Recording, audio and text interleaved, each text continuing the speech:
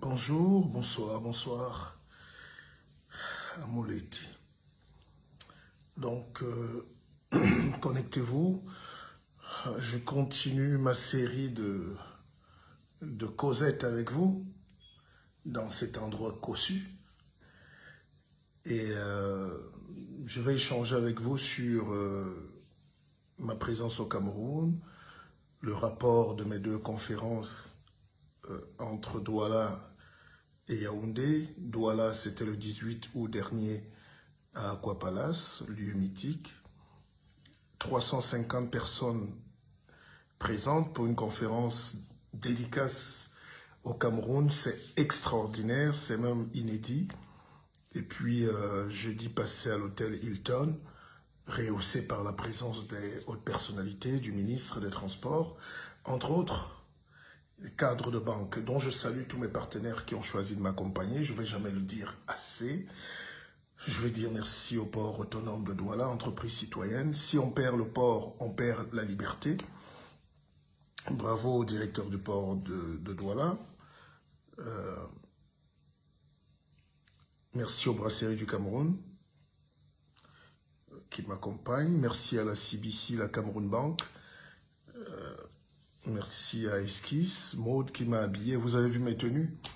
Alors le pays est quand même bizarre. Vous avez une dame comme Esquisse qui fait une tenue et elle décide d'offrir la tenue aux membres de l'Africa Foot et à son président, donc Eto. Il n'a pas répondu. C'est bizarre. Une jeune Camerounaise, entrepreneur, elle propose, elle fait des tenues. Il y a quelqu'un? Elle veut habiller une délégation des Lions indomptables avec du tissu, du coton, du lin camerounais. Ben, il faut lui donner sa chance.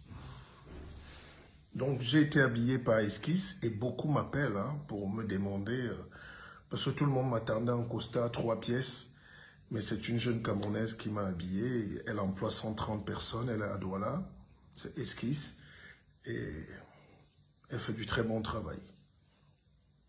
Alors, je vais dire merci à mon jeune frère Ulrich Ngengan, Ulrich Media. C'est un promoteur de génie. Il a un restaurant à Douala qui fait, oh là là, qui fait le plat. Ulrich Ngengan, retenez ce nom. Son restaurant fait le plat à Douala et il a mis à sa disposition l'équipe technique. Je vais dire merci à tous mes frères qui m'ont accompagné, Léonard Châtelain, Alex Yewé, à tous ceux qui ont aussi essayé de détruire. Vous savez, les histoires de Mathias Pogba et de Paul Pogba n'arrivent pas que dans certaines familles. Il faut savoir que nous sommes dans un monde de grandes manipulations, de grandes souffrances. Belgi F, bonjour à toi, mon cher frère, depuis Genève. Alors, il y a des gens qui rient avec nous tous les jours, mais qui sont nos premiers ennemis. Vous ne pouvez rien faire. Il faut continuer de suivre son étoile et de saisir sa chance. L'adversité est partout. J'ai quelqu'un que je portais en estime, un ami, et qui a passé son temps à vouloir dénigrer ce que je faisais comme travail. Mais vous savez, je vous enseigne la théorie de la feuille de Macabo. La feuille de Macabo, ça veut dire que vous résistez à tout. Les Grecs disent le roseau plie mais ne rompt pas. Mais vous retenez qu'il faut être comme la feuille de Macabo. C'est une feuille imperméable. C'est une feuille qui ne se mouille pas. C'est une feuille qui ne tremble pas. Elle ne se casse pas. Elle ne se mouille pas. Elle ne cède pas. Elle résiste à tout. À la tempête, au torrent, à la sécheresse. Il faut être comme la feuille de Macabo. Donc tout ce qu'on dit sur toi ou tout ce qu'on dit contre toi doit glisser. Parce que si vous réagissez à ces émotions, vous allez courir après les gens qui n'ont rien fait de leur vie eux-mêmes. Donc je vous salue, je vous aime, je vous adore et j'espère que je vais répondre à toutes vos questions. Alors, il y a une question qui me revient là. Le BISOC, fonds d'investissement, c'est quoi? Alors, à la base, j'ai créé un concept qui s'appelait Akeva, c'est l'Académie de la vie augmentée. Akeva Bank, Akeva Industrie, Akeva Intelligence. Et le résultat, c'est le livre best-seller que vous devez tous savoir là, que j'ai produit. Et je pose plutôt une question maintenant, ici on s'augmentait et je nivelle, enfin pas niveler vers le bas, je veux dire je souligne tous les éléments de la philosophie qui portent l'augmentation de chacun d'entre nous. C'est ça qu'on appelle un concepteur de la pensée. C'est un livre qui fait du bien et tous ceux qui l'ont entre les mains sont heureux. Si vous n'êtes pas satisfait, je vous rembourse. Voilà, je ne veux plus les bavardages. Celui qui déteste le Cameroun crée sa page et va faire ça là-bas. Parce qu'on a une seule vie, on perd le temps. J'ai constaté que les Africains, surtout les Camerounais, perdent le temps à la négativité, à la critique, au bavardage. Mais sur le terrain, ils sont plus méchants même que ceux qu'ils critiquent. Parce qu'ils font pire que certains. Nous ne nous rendons pas compte. Nous sommes tellement égoïstes. Nous sommes tellement méchants. Nous sommes tellement négatifs à en croire que c'est une malédiction. Mais on accuse parfois ceux qui sont là au pouvoir depuis longtemps, mais la parcelle de pouvoir qu'on nous donne nous-mêmes, nous exagérons. Nous ne payons pas nos employés, nous volons notre pays, nous volons les caisses de l'État, nous sortons de l'argent des caisses pour aller acheter les babouches en Turquie. C'est un crime économique.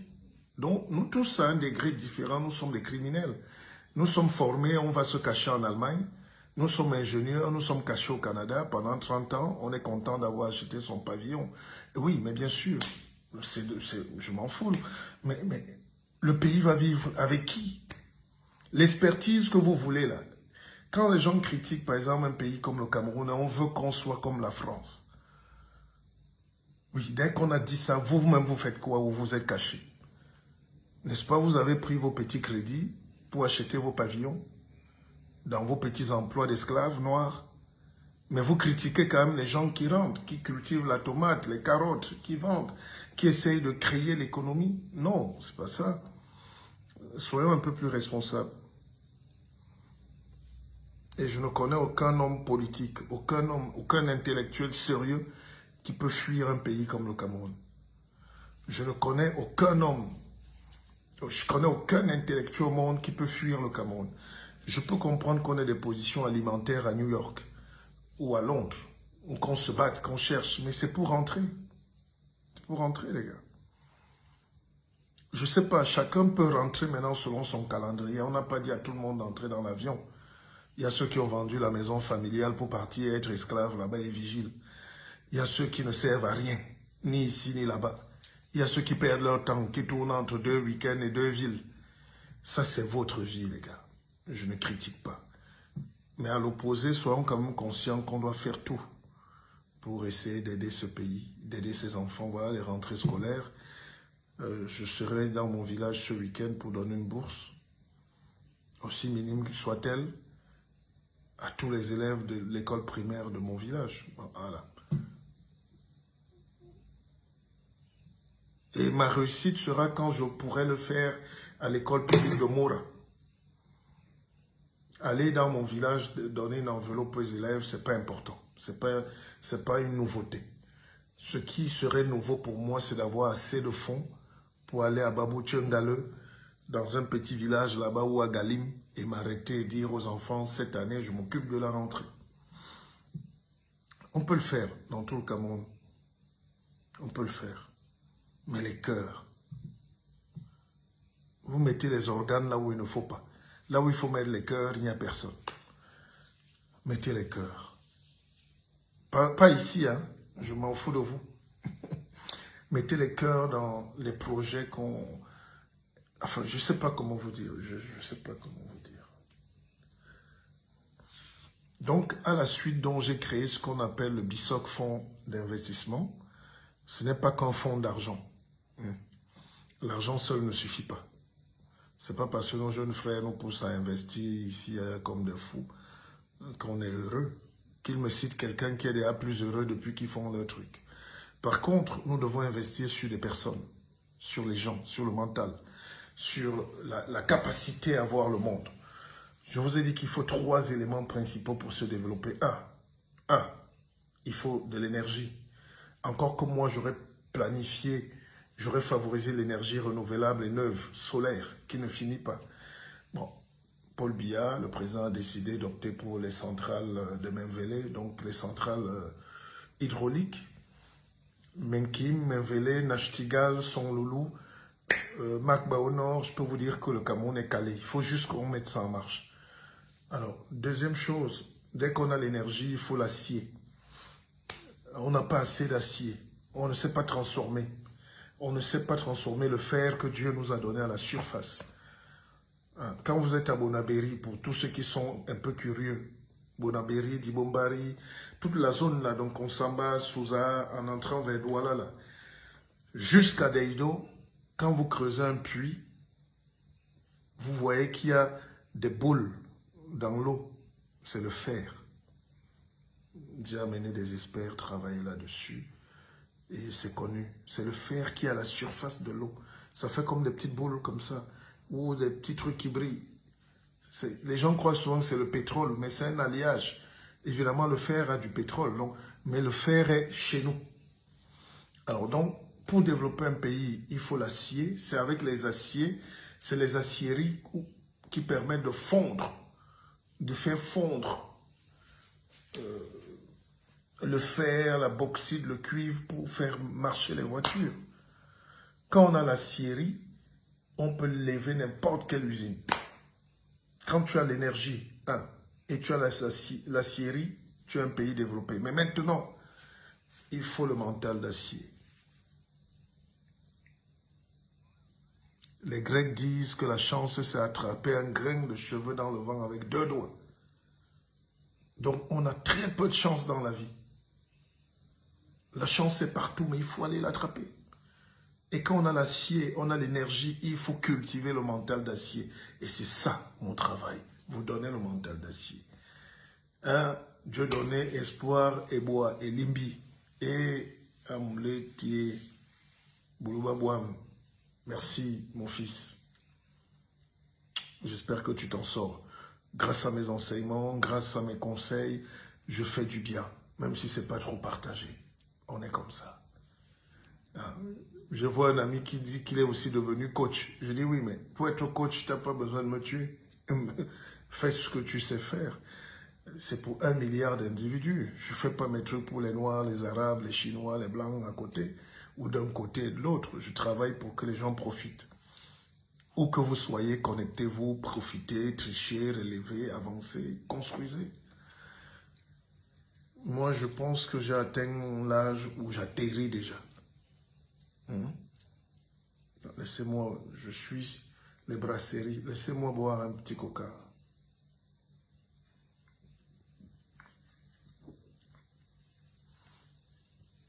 Le World Cola, c'est... Je pense qu'ils se sont séparés de Coca-Cola.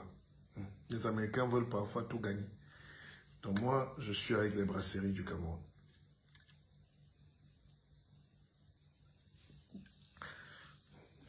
Évidemment, j'étais courir.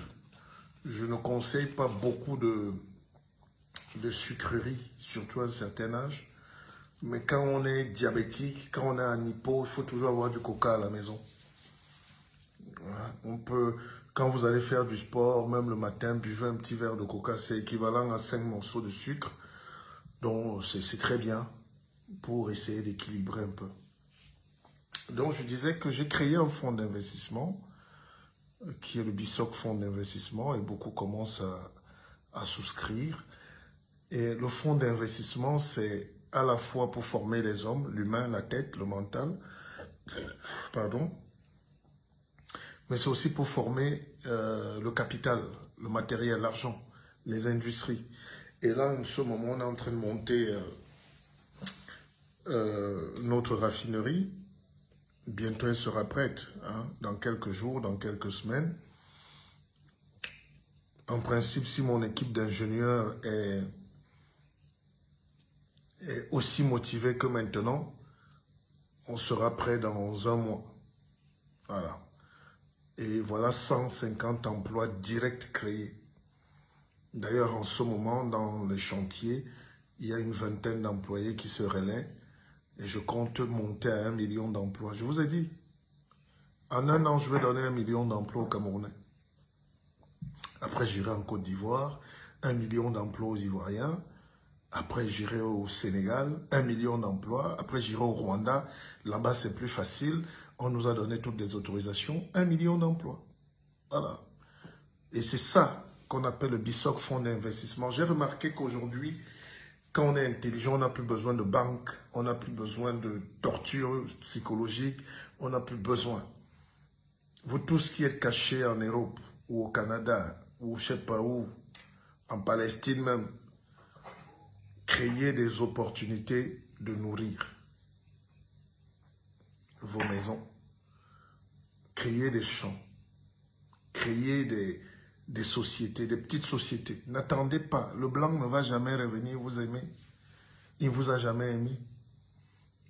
Arrêtez de croire qu'il y a quelqu'un qui va descendre du ciel. Et les ennemis de l'Afrique moderne aujourd'hui, c'est ces apôtres-là, c'est ces prophètes-là qui font boire de l'urine à nos concitoyens. Ces apôtres idiots, parfois analphabètes pour la plupart, et qui viennent surtout d'un pays, surtout des pays les mêmes toujours. C'est le Congo, c'est la Côte d'Ivoire qui nous produit ces abrutis-là. Ils abrutissent la toile, ils détruisent les familles, ils abrutissent les masses. On n'a pas besoin de ces discours-là. L'Afrique n'a pas besoin d'évangélisation. L'Afrique n'a pas besoin de rencontrer Dieu caché quelque part d'un colon. L'Afrique a besoin de se retrouver dans ses racines, dans sa culture, dans son espièglerie, dans son intelligence et sa sagesse. L'Afrique n'a pas besoin qu'on récite les versets des pharisiens. On n'a pas besoin de tout ça. Tout ce dont on a besoin, c'est une confiance en soi, la foi en la science, l'esprit scientifique qui va donner la facilité de vie. Vous savez, l'expérience a montré que, surtout dans le Congo, là, dans le Lituri, le Kivu, où les bandes armées violent les femmes, les enfants et tout, l'expérience a montré que les gens sont très croyants. Ils vont à l'église pour se ressouder. C'est le seul endroit parfois où on est obligé de se mettre ensemble. Ils se retrouvent là-bas ensemble pour conjurer leur sort, leur malédiction, leur misère. Mais ça ne veut pas dire que c'est une solution. Et dès qu'ils fuient là-bas dans la chapelle, dans l'église, ils croient être protégés et être à l'abri des groupes armés. Ils tombent sur un gourou qui n'a ni fait l'école, ni sauvage, ni africaine, ni culturelle, ni européenne, et qui ne sait même pas lire lui-même, et qui commence à être prophète et à escroquer ses foules. La plupart des gens qui sont dans des églises, vous savez, ils sont dogmatisés, ils sont imbécilisés, et on a tué le discernement chez eux. Vous allez leur dire que ce pasteur est un escroc, est un charlatan, ils vont vous détester. Vous allez leur dire que ce type qui vous fait boire de l'eau de puits en disant que c'est l'eau de Jésus est un bandit. Et ces gens font tellement du mal à l'Afrique. Tellement du mal. Il faut avoir beaucoup de courage pour le dire. Et les nuisances. Je suis passé dans un quartier de Yaoundé l'autre jour. C'était un Vogada. Je sais plus quoi là. Un Kondongo. Vous ne pouvez pas trouver une église qui cogne des tam-tams, qui cogne des caisses claires, jusqu'à 1 h du matin. Et les enfants doivent dormir, ils vont à l'école. Les Africains mélangent tout dans la tête. Eux-mêmes n'ont pas le discernement de dire non, nous faisons du mal. Nous détruisons l'équilibre des familles. C'est énorme, c'est triste. Et c'est ces Américains-là qui nous ont créé ces choses évangélistes-là. Ces gens-là viennent de partout, ils pillent l'Afrique, ils volent, ils investissent.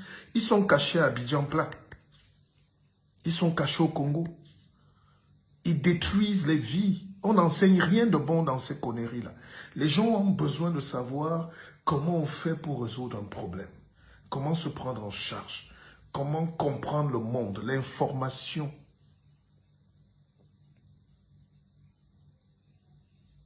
Moi, quand j'ai vu cette église-là, j'ai directement appelé le préfet. C'est pas possible. Et les gens sont tétanisés. Ces gens, je ne sais pas qui les protège. Vous ne pouvez rien. Et ils disent, c'est au nom de quoi?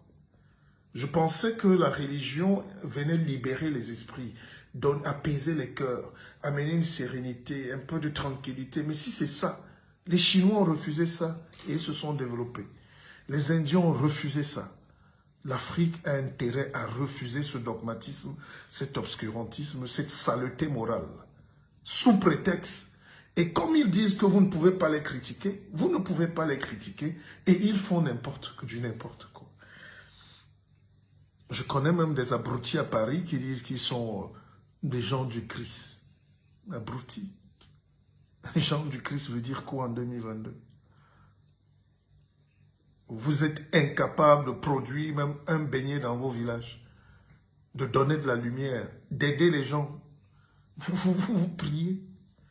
Donc les esprits les plus pauvres se cachent donc dans des chapelles pour se souder, pour chercher à être ensemble. La pauvreté nous rassemble. Il n'y a rien d'élévation là-dedans. Et nous ne devons pas laisser faire ça.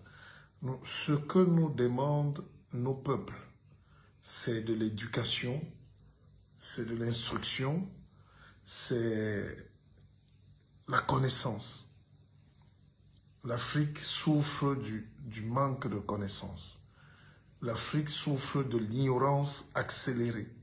L'Afrique n'a pas un problème d'évangélisation.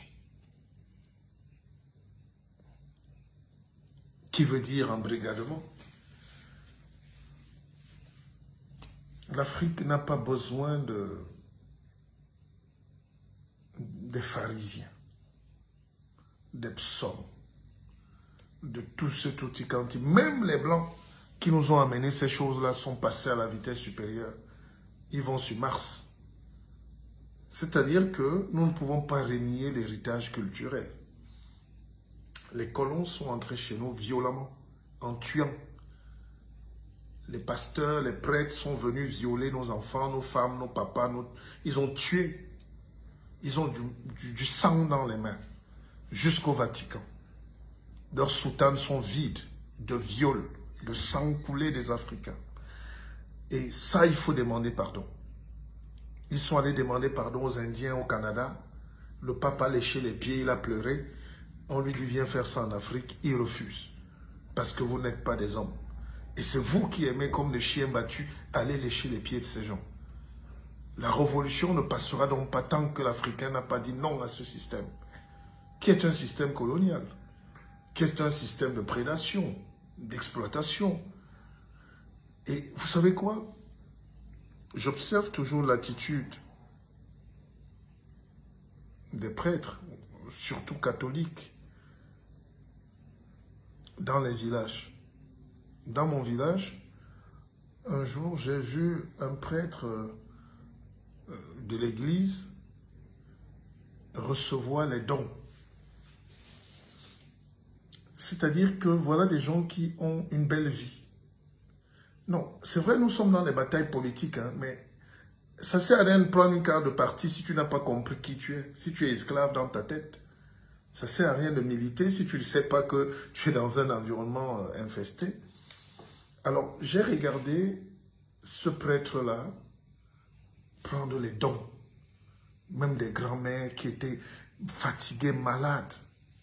Une maman fait 5 km avec un panier sur la tête pour venir donner à un prêtre qui ne peut pas dire non, merci maman.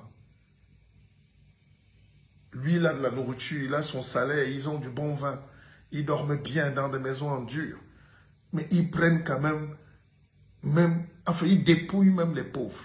Et c'est ça le rôle de l'Église catholique principalement déjà, qui, durant toutes ces années de colonisation, était le réceptacle de toutes les richesses. On allait se confier pour donner à la police. Le prêtre venait faire confier les gens, se confier. Les gens venaient se confier chez le prêtre ou le missionnaire, et lui, c'était un indique de police. Ils allaient dans les villages couper les nourritures, les recettes, Hein, et ça continue aujourd'hui. Jamais ils ne viennent donner. Et ce n'est plus le blanc qui est là, mais c'est nos frères. Vieux, je t'excuse, hein, je ne suis pas là pour débattre, je ne sais pas qui tu es. Déjà, un vieux qui s'appelle vieux en faux profit, est un type qui a un problème psychologique. Je ne réponds qu'aux gens qui ont de la maîtrise, qui assument leur nom, qui assument leur carte d'identité, qui assument leurs origines. Tu ne peux pas parler de spiritualité avec moi. D'accord? Voilà. Et d'ailleurs, il faut que je t'enlève vite d'ici. Vieux. Tu lui donnes même la parole, maintenant il va fuir. Mais il veut débattre. Je ne suis pas là pour débattre. Si tu as le courage, lance l'appel et puis tout le monde te voit. Hein? Je ne suis pas venu être l'ennemi de quelqu'un ici. Le spirituel n'est pas ton domaine. Tu sais faire quoi, toi?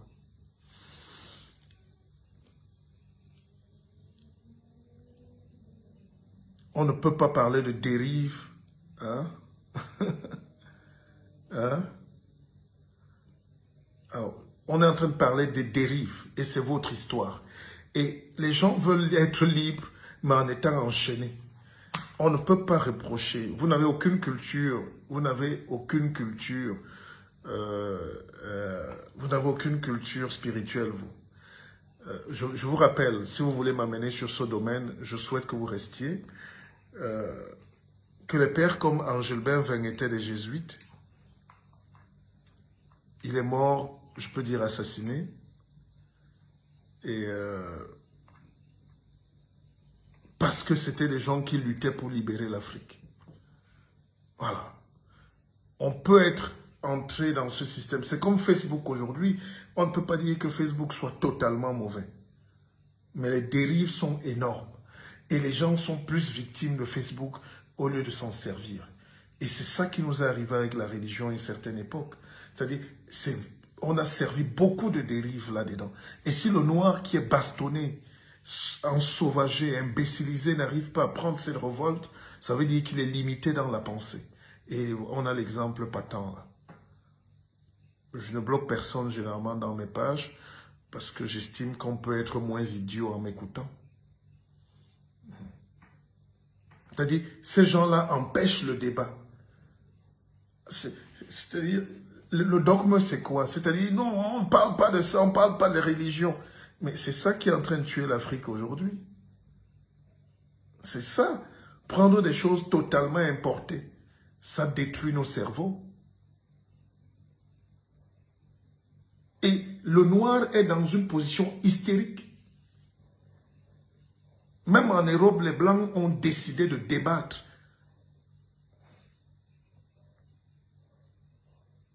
Les Blancs ont décidé eux-mêmes.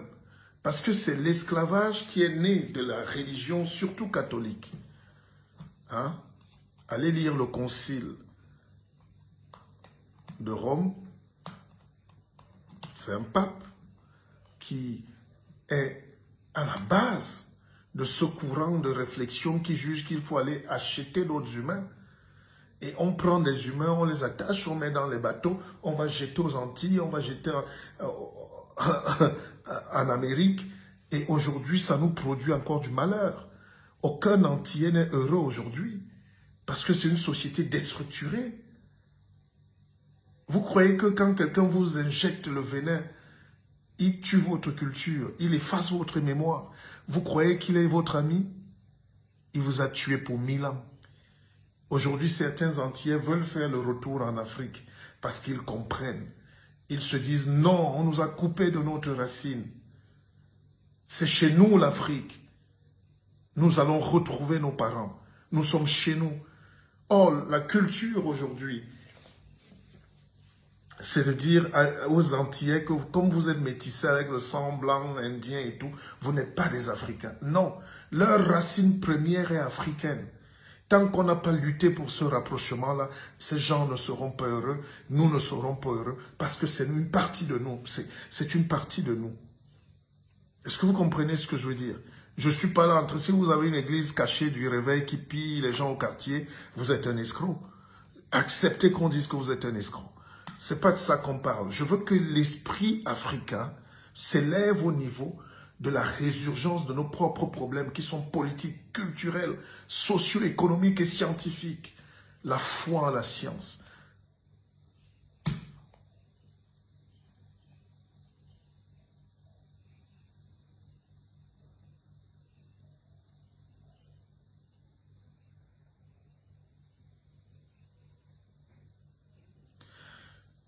Vous savez, un autre frère qui visiblement a lu très peu dans sa vie, je vais lui rappeler que dans ces années-là, Moyen-Âge, la Renaissance, le XVIIe siècle, avant même les révolutions françaises, si tu veux, les gens ont décidé de quitter ces églises-là pour entrer dans le siècle des Lumières. Parce que c'est le pape qui dirigeait la cité. Le pape mettait un cardinal et qui mettait un évêque, qui mettait un prêtre, un abbé, un curé dans les villages. Il n'y avait pas d'État. C'est eux qui faisaient les actes de naissance. C'est eux qui prenaient la récolte. Donc tu cultives 2 kilos de pommes. L'église catholique prend 1 kilo de pommes et demi et te laisse un demi-kilo. Et tu payes les taxes et la dîme. Et c'est ça qui a dérangé l'esprit français, l'esprit européen. Et ils se sont battus. Hein? Ils se sont battus pour détricoter ça, pour chasser Rome et pour créer l'État. Aujourd'hui, on enseigne à nos enfants dans les universités la liberté, l'État. Mais quand on arrive sur la religion en Afrique, personne ne veut prendre le courage de dire à ces gens, dégagez de nos vies. Vous nous avez trop violés. Vous nous avez trop volés. Comment le Vatican, qui est un bout de rocher, qui n'atteint même pas mon village, possède les 3/4 des réserves d'or du monde. Ils ont travaillé où? Ils ont quelle terre? Ils ont quel champ? Parce que c'est eux qui sont les plus grands pilleurs du monde. Dans chaque ville où il y a l'église catholique, ils sont les plus grands propriétaires terriens. Ils ont exproprié les gens. Ils ont arraché les terrains. Ils ont coupé les mains. Ils ont pendu les gens. Au nom de quoi? D'une idéologie d'un Dieu qui serait blanc et caché et chrétien. Il faut arrêter cet esclavage mental si l'Afrique veut se développer. Après, s'il y a des hystériques parmi vous qui gagnent leur vie en escroquant leurs frères avec un petit verset lu à l'envers, ça, je peux comprendre. Mais ce n'est pas vous notre problème. C'est pas vous. Le réveil culturel de l'Afrique va passer par la réappropriation de cette force mentale-là. C'est ça le réarmement moral. Il faut que chaque Africain cesse de croire qu'il est un esclave. Il faut que chaque Africain cesse de croire qu'il est un petit blanc. Il est juste un être humain, juste un noir, juste un enfant de Dieu aussi. On n'a pas besoin de dire qu'on est enfant de Dieu parce qu'on nous a amenés là-bas. C'est une domination suggestive. C'est une domination suggestive. Allez même à l'église tous les dimanches, alors que notre semaine, on a nos semaines, on a notre héritage. Allez, venez, on vous dit comment l'Afrique est organisée. Et ces gens-là ont cassé notre moelle épinière.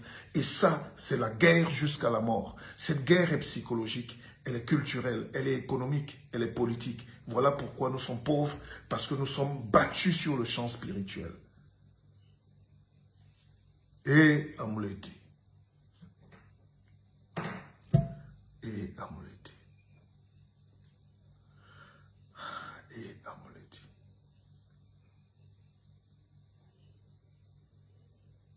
Et Amouleti. Nous écrivons des livres. Nous proposons. On n'a pas la science infuse, mais c'est notre manière de résister. Quand j'écris un livre où je parle de spiritualité, d'éveil et d'argent, c'est pour que des abrutis comme celui qui se cachait là pour déstructurer notre pensée se disent quand même dans son sommeil que mais est-ce que notre rôle est... Qu'est-ce qu'on fait de bon pour ce peuple, non? on détruit nos propres frères. Regardez comment la presse française est heureuse. Elle jouit de bonheur de voir comment le plus grand joueur français, Paul Pogba, est en train d'être détruit par son frère. Parce qu'ils n'ont pas de spiritualité. D'ailleurs, ils se disent musulmans. Ils se disent musulmans. Ils ne connaissent rien de la musulmanie des autres. Regardez comment BFM, France quoi là, regardez comment RFI, tout ça, ils aiment quand les Noirs se déchirent, 2 frères en plus, et ils disent voilà des abrutis. Ils ne sont pas capables de gérer leur succès, leur argent. L'argent. On a miroité au frère un peu d'argent, il kidnappe son frère, il veut braquer. Maintenant que son frère a résisté, il y a 2 semaines, 2 mois de la Coupe du Monde, il faut qu'il empêche à son frère, même père, même mère, même sang, d'aller à la Coupe du Monde. Il veut casser sa carrière parce que lui, il a eu une carrière de médiocre raté. Et c'est ce que la plupart des Africains font. Et je les vois s'indigner sur Facebook. Alors que chaque jour, ils détruisent un de leurs frères qui est brillant, une de leurs sœurs qui est brillante. Vous êtes tous des Mathias Pogba ce soir, pour la plupart. Vous êtes cachés dans nos lits. Vous êtes cachés dans nos familles. Vous êtes cachés dans nos villes. Vous êtes cachés là-dedans. Et c'est vous, les Mathias Pogba. Et vous croyez que ça énerve les autres? Tous ceux qui sont contents de voir, par exemple, ce cas-là, c'est eux qui sont les ennemis de l'Afrique. C'est-à-dire une proposition de rumeur, de maraboutage. Et ça passe à la une des journaux. Ils en font des breaking news. Parce qu'on prend le frère qui est idiot et qui a raté sa vie pour venir tuer une icône et on dit c'est les Noirs. Et il ajoute le nom de Kylian Mbappé pour que ça fasse boule de neige.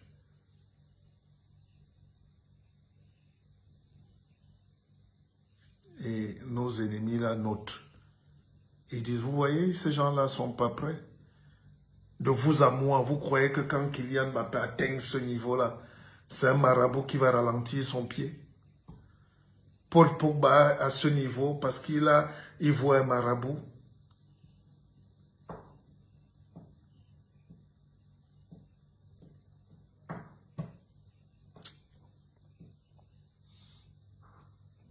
Et Amouleti, quand on vous dit venez prendre la sagesse africaine pure, venez, je suis en train d'ouvrir, évidemment grâce au BISOC Fonds d'investissement, on est en train d'ouvrir notre cité du bien-être. Je suis heureux de vous accueillir là, parce que l'Africain est déstabilisé dans sa tête. Il faut qu'on aide. Il faut qu'on aide. Grand frère, bonsoir. Je fais comment pour faire partie de ton équipe?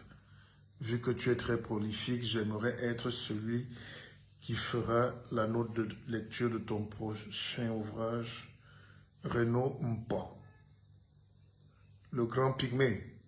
Mais voilà un frère qui est pygmée et grand.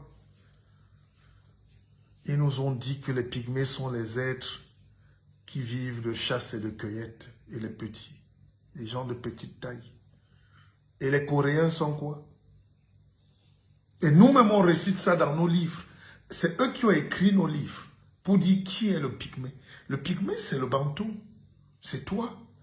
C'est toi qui es devenu Sawa aujourd'hui. C'est toi qui te dis Bamileke hier. C'est toi qui te dis Bassa aujourd'hui. Nous sommes des pygmées. Alors quand on dit qu'on est des hommes de petite taille, qui a dit ça? Qui a dit ça? Le pygmée, le chef pygmée de chez moi s'appelle Mitambo. Mitambo, c'est un nom côtier. Il a en face de lui un autre village où c'est les Ndoumbé qui sont là.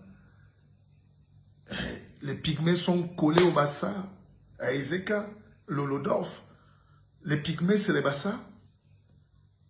Alors, quand l'homme blanc est venu nous dire qu'un pygmée, c'est un homme de petite taille, personne n'a voulu lui dire il faut arrêter. Il y a des pygmées qui ont 2 mètres. Et donc les Coréens sont quoi? C'est des pygmées. Les Chinois sont quoi? Mimi Mati est quoi? Même si là, c'est génétique. Alors, écoutez. Tout ce qu'on nous a appris, on doit le désapprendre. Faites comme un ordinateur, effacez tout dès aujourd'hui. Et nous allons recommencer un nouvel apprentissage avec nos mœurs, nos cultures, notre vision, l'humanisme, le bonheur. Parce que tout ce qui est dit, moi quand je prends la religion, lisez, si vous savez lire même les écrits, prenez la Bible et le Coran, c'est des livres très violents. Il y a beaucoup de sang là-dedans. Sauf si vous faites semblant de ne pas savoir lire. Je suis étonné. Quand vous prenez le Coran, c'est extrêmement violent. Trop de guerre, trop de sang, trop de règlements de compte. Tu ne fais pas, on te tue. Brûler, l'enfer. C'est les mots qui traumatisent à la fin. L'Afrique n'était pas comme ça. Et c'est ça qui nous amène aujourd'hui là où on est. Où il y a les Mathias Pogba partout. Parce que dans la vraie Afrique, il ne peut pas faire ça. Et c'est des enfants nés en France. Ce n'est même pas nous. Voilà les produits que la France nous tue. On transforme nos enfants en haineux. On transforme nos enfants en esclaves de l'argent, de l'appétit et de la petitesse dans la tête. L'Afrique véritable n'est pas comme ça. Et c'est cette Afrique-là qu'ils ont tuée. On nous met maintenant parti politique contre parti politique, tribu contre tribu. On n'était pas comme ça. Ça fait 6 millions d'années qu'on vit ensemble. On prenait la pirogue, on allait épouser une fille Bafang là-bas. On traverse, on va prendre une fille Bazou de ce côté. Tu descends à Douala, tu fais à Campo, tu prends une femme là-bas, tu laisses ta fille en mariage chez le Bassa. Et c'est comme ça, c'est avec les mariages qu'on s'est construit. La famille, la solidarité, les valeurs, on mange ensemble le soir. Me voici même au Cameroun, j'ai ouvert le champagne, il n'y a personne. J'ai mon frère qui gagne 40 millions d'euros en ce moment, il n'a même pas passé un coup de fil à ses frères. J'ai mon fils, mon dernier petit frère.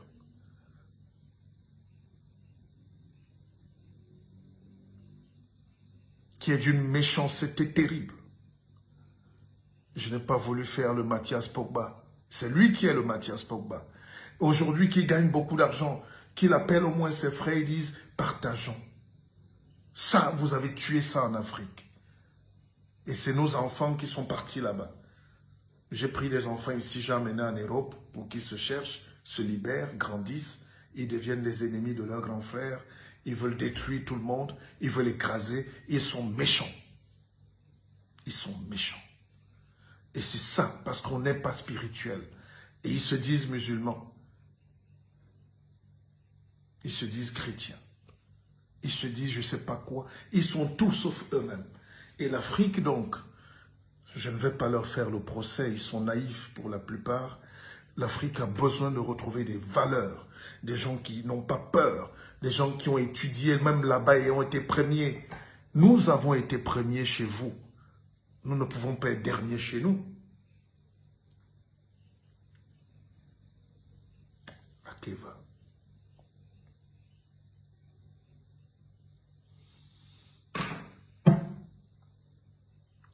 Mais c'est les valeurs occidentales. JF, le code de la fratrie, ça n'existe plus. Aujourd'hui, on te dit, si tu n'as pas d'argent, tu n'as pas de femme. Tu n'es pas riche, tu n'as pas de femme. Tu n'as pas ceci, tu n'es pas riche, tu n'as pas de frère. Tu n'as pas l'argent, tu n'as pas de famille. Ça existe où? Nous voilà aujourd'hui. L'Afrique se meurt. Nos enfants sont fous sur TikTok. Nos enfants dansent à longueur de journée sur Facebook. Ils veulent monétiser leur page pour chercher de l'argent.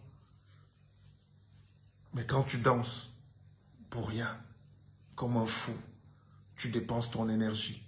L'autre enregistre. Il capte ton énergie et il te donne 1000 francs. Tu vaux 1000 francs. Ta vidéo est vue par 1 milliard de personnes. Mais on te donne 500 000 et tu dis que tu as monétisé ta page pour insulter tes frères, t'insulter toi-même. Je pense qu'il faut une refondation. L'Afrique a connu des guerres. L'Afrique a connu ses problèmes internes, c'est vrai, mais l'Afrique n'était pas au niveau où on n'arrive plus à manger ensemble. Et d'ailleurs, on dit les frères qui ne mangent pas ensemble ne sont pas des frères. Des frères et sœurs qui ne mangent pas ensemble ne sont pas des frères. Aujourd'hui, toute la culture occidentale, c'est de nous empêcher de manger ensemble. La culture occidentale, c'est la violence, c'est la guerre. Et évidemment, peut-être ça donne la science, je ne sais pas. Mais ils ne savent que faire la guerre. Tuer, esclavagiser, vendre, voler, piller, voilà la réalité. Et si nous continuons de les suivre, ça veut dire qu'on n'a rien compris. Il faut freiner, retourner à nos valeurs, recommencer à remplir la tête de nos enfants de nouvelles valeurs, l'humanisme, le bonheur. Tous les villages chez nous étaient parfaitement harmonisés. Les constructions étaient en ligne droite, ou en cercle, ou en damier, ou en triangle. La case du chef au milieu. C'est les mêmes valeurs de l'architecture qui nous ont copiées aujourd'hui. Qu'est-ce que vous voulez que je vous dise de plus? Ils nous ont cassé la moelle épinière. Ils nous ont cassé la moelle épinière. Et quand on te casse la moelle épinière spirituelle, tu deviens tétraplégique économique. Mais maintenant, on doit recommencer. N'ayez plus honte d'être noir, s'il vous plaît. N'ayez plus honte d'être très noir même. Plus vous êtes noir, plus vous êtes beau. Une dame m'a dit hier, Monsieur Bissok, vous êtes tellement beau. Vous êtes comme si Dieu vous a dessiné avec un crayon et il a effacé les défauts. C'est une dame qui me l'a dit. Et devant les gens.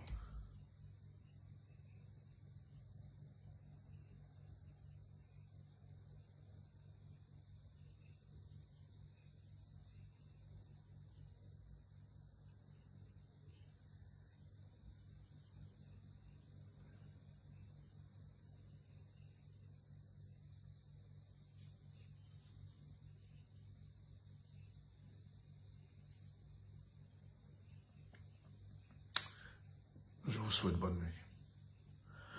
On n'a plus rien à se dire.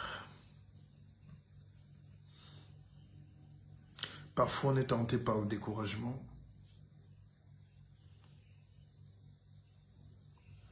Parfois, on se dit c'est la peine perdue.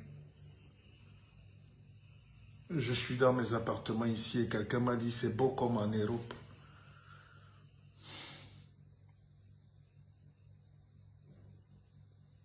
Un Camerounais qui est en Europe croit que nous sommes des singes. Donc, ce n'est pas possible d'avoir la beauté chez nous.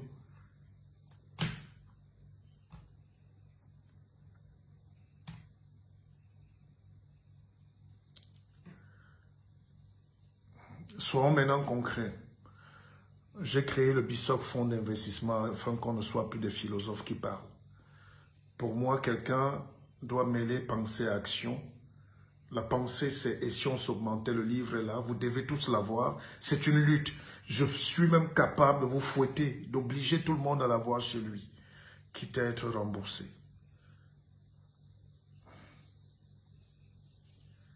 Soyons une force économique. Et j'ai ouvert le Bissok Fonds d'investissement. Mettez 10 francs. Et je sais que chez nous, c'est quand tu dis que tu vas donner 200 000 à quelqu'un en une nuit, pendant qu'il dort, dans la crypto, escroquerie, qu'il est content. C'est ça aussi les comportements des peuples pas aboutis. Des gens qui se lèvent et croient qu'on devient milliardaire parce qu'on a dormi et on a mis son argent dans un placement fictif. Les vrais projets industriels mettent du temps. On fait couler de la sueur. On transpire. On réfléchit, on ose, on risque. Vous savez, la dernière fois, j'allais visiter le chantier, l'usine de raffinerie. J'avais prévu le salaire de mes ingénieurs, des techniciens qui travaillent. Et quand je suis arrivé, j'ai trouvé un cas. Un de mes ouvriers avait perdu un œil, le clou. Donc, j'étais entre les dilemmes de conscience. J'avais un dilemme entre payer les gens qui attendaient leur pays et payer l'œil et sauver l'œil de l'ouvrier. c'est très délicat. Entre ceux qui attendent leur paye pour payer leur rentrée scolaire, la famille et tout, et puis quelqu'un qui a un œil qui est en train de se perdre, qu'est-ce qu'il faut faire? C'est ça, le leadership. J'étais obligé d'assumer. Mais nous sommes là pour assumer. Les Africains viennent là tout le temps. On paie l'argent en Afrique. On paie. Vous voulez perdre quoi, les oreilles? Mais vous devez perdre pour gagner demain. Parce que les pionniers européens que vous citez là, les esclavagistes qui nous ont colonisés, qui nous ont dominés, ils ont perdu des bateaux. Ils ont perdu de l'argent. Ils ont perdu même des hommes. Mais ils ont risqué. Et demain, quand vous vous levez pour vous plaindre, sachez que pour monter une usine comme Renault, comme Total, comme tout ce que vous voyez là aujourd'hui, c'est des milliards d'investissements. Et vous ne pouvez pas leur faire le reproche de manger le produit de leur investissement aujourd'hui quand vous vous dormez avec votre argent pour les conneries, les champagnes dans les soirées inutiles, dans les banlieues pourries. Nous avons un destin. Nous avons un destin. Akeva.